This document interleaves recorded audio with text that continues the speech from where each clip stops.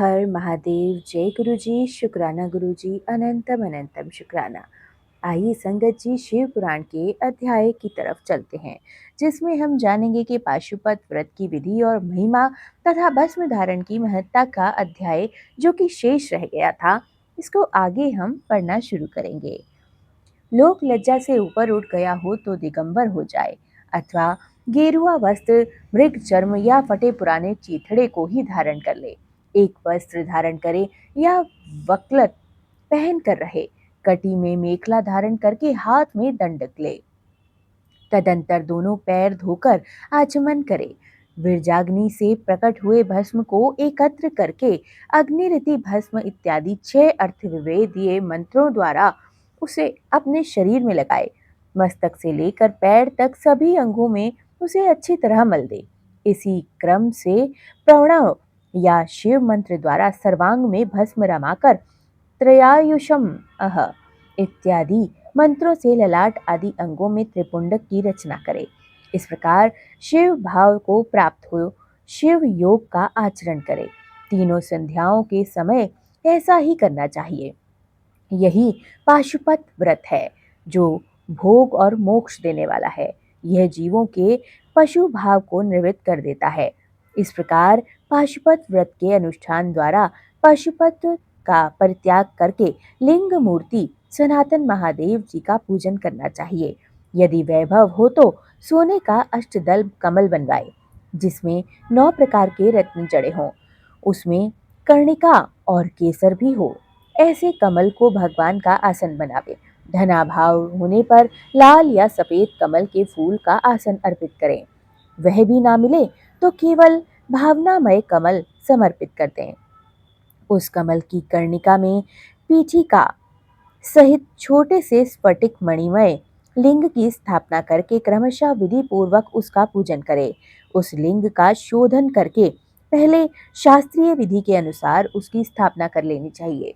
फिर आसन दे पंचमुख के प्रकार की से मूर्ति की कल्पना करके पंचगव्य आदि से पूर्ण अपने वैभव के अनुसार संग्रहित भरे हुए स्वर्ण निर्मित कलशों से उस मूर्ति को स्नान कराए।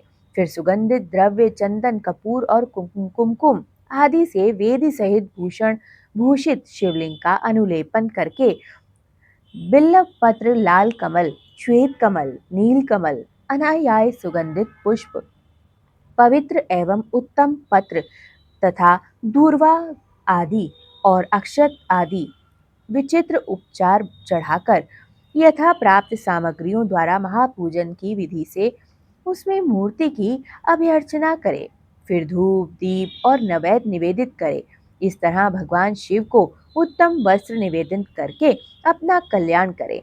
उस समय में उस व्रत में विशेषतः वे सभी वस्तुएं देनी चाहिए जो अपने को अधिक प्रिय हो, श्रेष्ठ हो और न्याय पूर्वक उपार्जित हुई हो।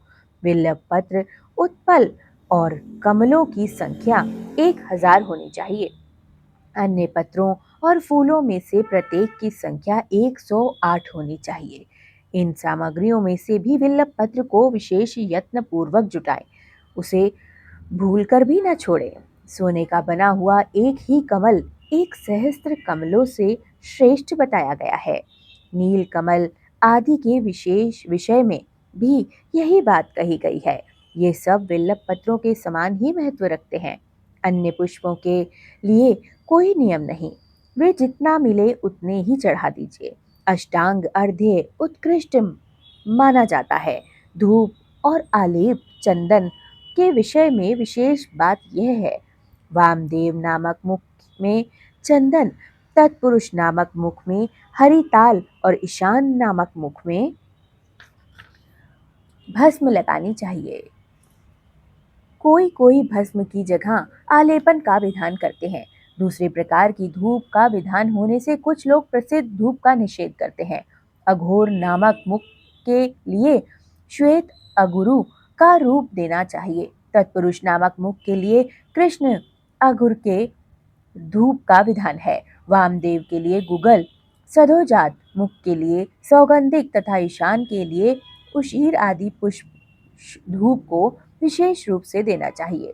शर्करा, मधु, कपूर, कपिला, गाय का घी, चंदन का चूरा तथा अगूर नामक काष्ठ आदि का चूर्ण, इन सबको मिलाकर जो धूप तैयार की जाती है उसे सबके लिए सामान्य रूप से उपयोगी के योग्य बताया गया है। कपूर की बाती और घी के दीपक को जलाकर दीपमाला देनी चाहिए। तत्पश्चात प्रत्येक मुख के लिए पृथक पृथक अर्घ्य और आचमन देने का विधान है। प्रथम आवरण में गणेश और कार्तिकेय की पूजा करनी चाहिए। उनके साथ ही बाह्य अंगों की भी पूजा आवश्यक है। प्रथमावरण की पूजा हो जाने पर द्वितीयावरण में चक्रवर्ती विघ्नेश्वरों का पूजन करना चाहिए। तृतीयावरण में भव आदि अष्टमूर्तियों की पूजा का विधान है। वहीं महादेव आदि एकादश मूर्तियों का भी पूजन आवश्यक है। चौथे आवरण में सभी गणेश्वर पूजनीय हैं। पंचमावरण में कमल के बाह्य भाग के क्रमशः 10 दिक्पालों, उनके अस्त्रों और अनुचरों की क्रमशः पूजा करनी चाहिए। वहीं ब्रह्मा के मानस पुत्रों की, समस्त ज्योतिर्गणों की, सब देवी देवताओं की, सभी आकाशचारियों की, पाताल वासिनियों की, अखिल मुनीश्वरों की, योगियों की, सब यज्ञों की, द्वादश सूर्यों की, मातृकाओं की, गणों सहित क्षेत्रपालों की और समस्त चराचर जगत की पूजा करनी चाहिए। इन सबको शंकर जी की विभूति मानकर शिव को प्रसन्नता के लिए इनकी पूजन का उचित विधान है। इस प्रकार आवरण पूजा के पश्चात परमेश्वर शिव का पूजन करके उन्हें भक्ति पूर्वक घृत और व्यंजन सहित मनोहर हविष्य निवेदन करना चाहिए। मुख शुद्धि के लिए आवश्यक उपकरणों सहित तांबुल देकर नाना प्रकार के फूलों से पुनः इष्ट देव का श्रृंगार करें, आरती उतारें। तत्पश्चात पूजन का शेष कृत्य पूर्ण करें। प्याला तथा उपकारक सामग्रियों सहित शैया समर्पित करें। शैया पर चंद्रमा के समान चमकीला हार दें। राजोचित मनोहर वस्तुएं सब प्रकार से संचित कर दें। स्वयं पूजन करें, दूसरों से भी कराएं तथा प्रत्येक पूजन में आहुति दें। इसके बाद स्तुति, प्रार्थना और जप करके पंचाक्षरी विद्या को जपें। परिक्रमा और प्रणाम करके अपने आप को समर्पित कर दें। तदंतर इष्ट देव के सामने ही गुरु और ब्राह्मण की पूजा करें।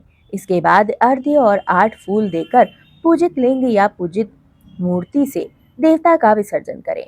फिर अग्निदेव का भी विसर्जन करके पूजा समाप्त करें।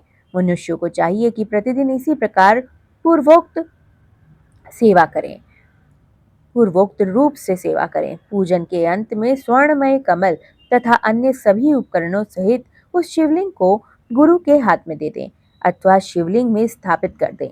गुरुओं, ब्राह्मणों तथा विशेषतः व्रतधारियों की पूजा करके सामर्थ्य हो तो भक्त ब्राह्मणों और दीनों को और अनाथों को भी संतुष्ट करे। हर हर महादेव। जय गुरु जी। शुक्राना गुरु जी। अनंतम अनंतम शुक्राना। सर्वदा भला मेरे गुरु जी।